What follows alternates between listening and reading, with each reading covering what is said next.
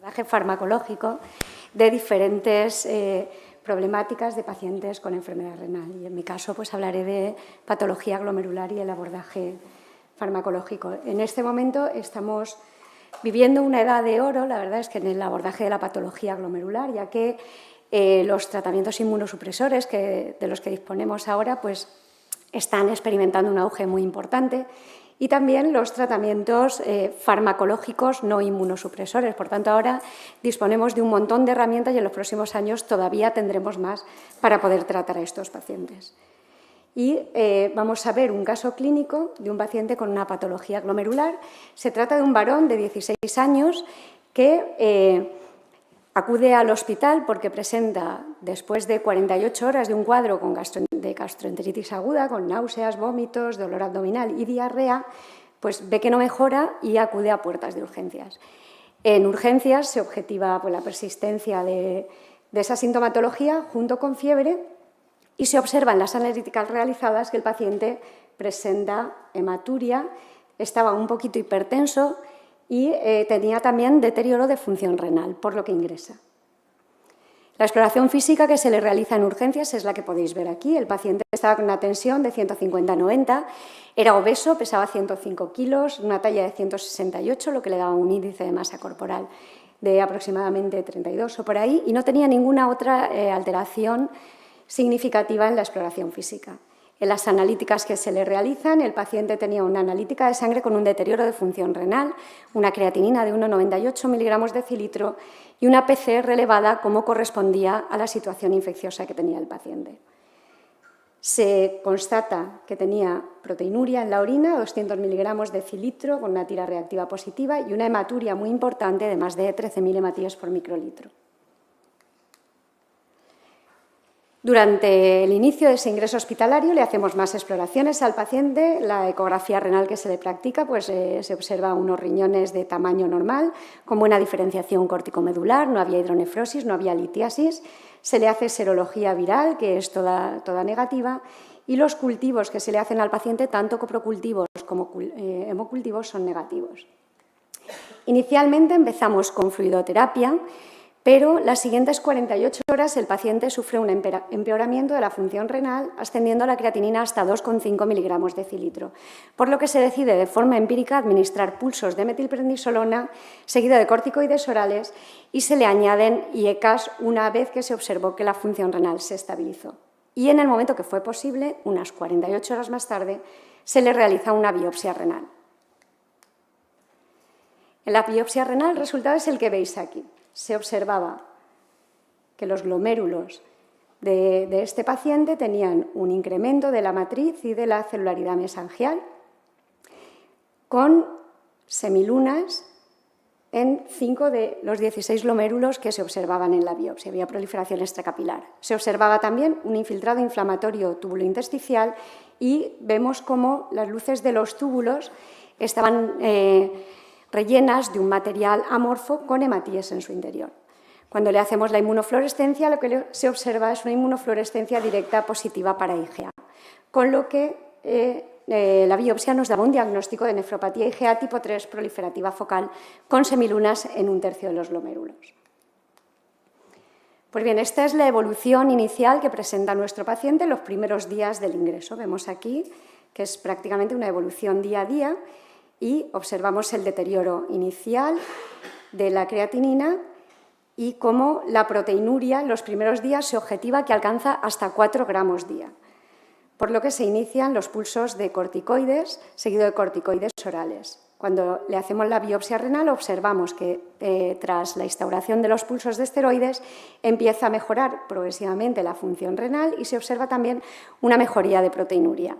Unos días más tarde, como el paciente persistía con una proteinuria por encima de 1,5 gramos al día, pues es cuando se añade el ramipril, viendo que ya la función renal había mejorado. Posteriormente, el paciente sigue mejorando lentamente la creatinina y mejorando lentamente la proteinuria, de manera que a los 3 meses del diagnóstico tenía 1,2 de creatinina y una proteinuria de 1,5. Posteriormente, el paciente presenta un nuevo brote de hematuria macroscópica y de proteinuria, un nuevo brote de nefropatía IgA en el contexto de una infección respiratoria de vías altas, por lo que se inicia de nuevo tratamiento con corticoides orales, que el paciente ya se le habían retirado, y requiere modificación, cambio del IECA por un ARA2 porque presentaba como efecto adverso tos. Después de la instauración de tratamiento con corticoides, vemos cómo de nuevo la proteinuria retorna a la situación basal. Vemos que alcanza una proteinuria por debajo de los 0,5 gramos día, manteniéndose la función renal estable durante varios años. Unos 3 años más tarde, aproximadamente, empieza a presentar de nuevo deterioro, un incremento de la proteinuria relativamente rápido que supera el gramo día, por lo que, dado el riesgo de progresión que conlleva esta proteinuria, intentamos valorar si el paciente podía ser subsidiario de entrar en algún ensayo clínico. Desafortunadamente, por oscilaciones que vimos en las analíticas y que ocurren a veces en estos pacientes, no conseguimos que entrase en ningún ensayo porque justo los días que tenía que hacerse el screening para el ensayo, la proteinuria estaba por debajo de 1 y entonces no era candidato.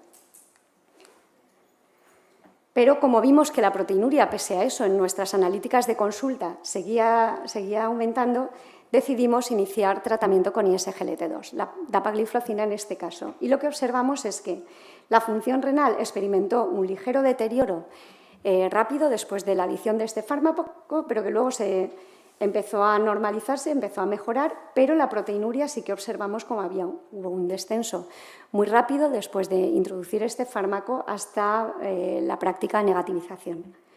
El paciente en este momento le he visto hace relativamente poquito, hace como un par de semanas. La creatinina está con 1,2 miligramos de decilitro en este momento y yo creo que va a seguir mejorando, y la proteinuria está con 0,1 gramo día, con lo que la respuesta al fármaco, al ISGLT2, ha sido excelente.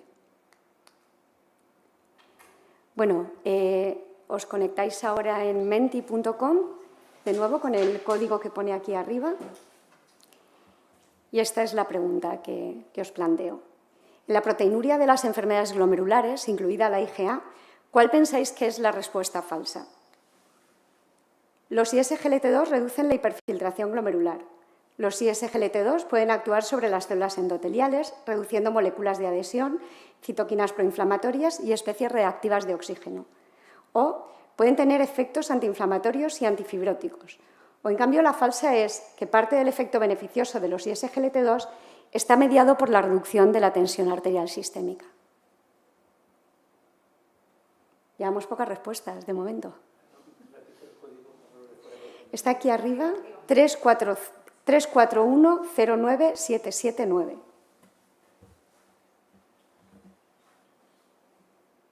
Vale, pues vamos a ver ahora un poco la justificación de la respuesta. La respuesta falsa es la 4, ya que los ISGLT2 no justifican la mejoría que se produce a nivel intrarrenal por alteraciones en la tensión arterial sistémica. En cambio, todos los otros apartados sí que son correctos.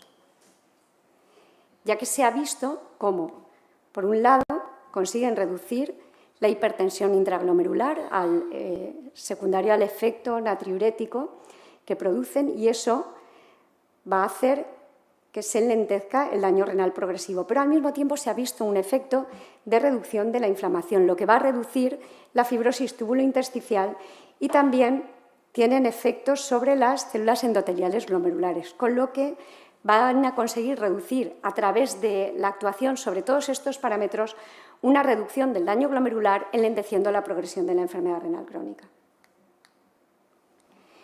Y esto se ha visto en varias publicaciones, en varios estudios recientes, como es este de Fernando Caravaca, del Glossen, junto con un grupo de varios hospitales de la era EDTA, donde se analizaba a 493 pacientes con diferentes patologías glomerular. Y lo que observaban es que la adición de ISGLT2 conseguía en todas las patologías glomerulares, tanto IgA, enfermedad de cambios mínimos, vasculitis, membranoproliferativa, amiloidosis, fibrilar, lupus y membranosa, una reducción de la proteinuria en todos los grupos de pacientes, manteniendo estable el filtrado glomerular. Y esta otra cuestión, en las nefropatías proteinúricas, incluida la IgA, ¿cuál es la falsa? Perdón, ¿esta es la misma? No, es otra. En pacientes con mala tolerancia a IECA SARA2 por hipotensión o hiperpotasemia, los ISGLT2 no aportan beneficio. El tratamiento en patología glomerular, los ISGLT2 como renoprotectores, no están avalados por ningún estudio. Los ISGLT2 consiguen reducir la proteinuria en la glomerulonefritis, enlenteciendo a medio largo plazo la progresión de la enfermedad renal crónica. O en la glomerulonefritis, el empleo de ISGLT2 se asocia a una reducción significativa del filtrado, lo que dificulta su utilización. Perdón, no es cuál es la falsa, esta pregunta es cuál es la verdadera. ¿Vale? Ha salido al revés. Es cuál es la verdadera.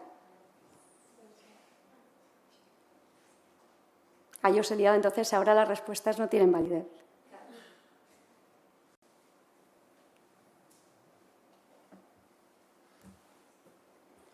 Efectivamente, una vez corregido o enmendado el error, vemos que la respuesta verdadera es la 3. Los ISGLT2 van a conseguir reducir la proteinuria en las glomerulonefritis, enlenteciendo a medio o largo plazo la progresión de la enfermedad renal crónica. Y esto se ha visto, por ejemplo, en el ensayo DAPA-CKD, que es un ensayo muy importante de utilización de dapagliflozina en pacientes con enfermedad renal crónica no diabética. En este ensayo incluía muchos pacientes, pero hay un subgrupo de ellos que tenían nefropatía IgA, aproximadamente unos 270 pacientes. Y en ese subgrupo lo que se observa es que tanto en la nefropatía IgA biopsiada como no biopsiada, la dapagliflozina conseguía enlentecer la progresión de la enfermedad renal. Como vemos aquí, hay una incidencia acumulada del endpoint, alcanzar el endpoint primario, que era el que podéis ver aquí, enfermedad renal terminal, duplicar creatinina o tener un evento cardiovascular, y también conseguía reducir el endpoint secundario renal, que implicaba alcanzar la enfermedad renal terminal o duplicar la creatinina. Por tanto, la dapagliflozina, y podríamos pensar que a lo mejor este efecto es extensivo a otros ISGLT2, enlentecen la progresión de la enfermedad renal crónica en las glomerulonefritis IgA. Y bueno, quedaba la duda con estos estudios de si de verdad estos fármacos, los ISGLT2, conseguían añadir algo más al efecto de los IECA SARA2, ya que no estaba del todo bien establecido si se había optimizado completamente el tratamiento con IECA SARA2 en los pacientes incluidos en los ensayos en el DAPA-CKD. Y en este sentido, pues se ha publicado recientemente un ensayo en pacientes chinos, alrededor de 100 pacientes que tenían tratamiento optimizado con IECA SARA2, a los que por persistencia de proteinuria en nefropatías IgA se les añadía ISGLT2. Y lo que observaba es que después de añadir los ISGLT2 había un descenso significativo de proteinuria a los 3 y 6 meses sin alteración a lo largo de ese periodo de seguimiento en el filtrado glomerular y sin producir prácticamente cambios en la tensión arterial sistólica ni diastólica, por lo que vemos cómo el efecto de los ISGLT2 como antiproteinúricos y como renoprotectores no está exactamente mediado por una disminución de la tensión arterial sistémica. Esto ha hecho que cada vez más se vayan incorporando los ISGLT2 en el algoritmo de tratamiento de diferentes glomerulopatías, y en concreto en la nefropatía IgA, pues también muy recientemente Gleason publicó este algoritmo donde ya se añaden los ISGLT2 si el paciente tenía una proteinuria persistente por encima de 0,5 gramos 24 horas después de haber iniciado tratamiento con IECA SARA2, y de hecho incluso en las guías EULAR de tratamiento de la nefritis lúpica que se han publicado pues hace prácticamente semana y media, aparecen los ISGLT2 como recomendado en pacientes con nefritis lúpica con algún grado de proteinuria.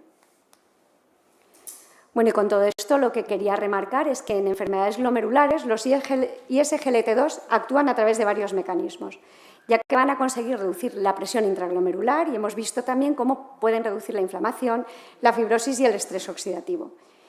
Este efecto antiproteinúrico se ha observado en distintas patologías glomerulares sin asociar deterioro a corto plazo de la función renal. En concreto, en la nefropatía IgA se aprecia este efecto antiproteinúrico manteniendo el filtrado glomerular estable a largo plazo, y este efecto es adicional al conseguido con los IECA SARA2. Muchas gracias.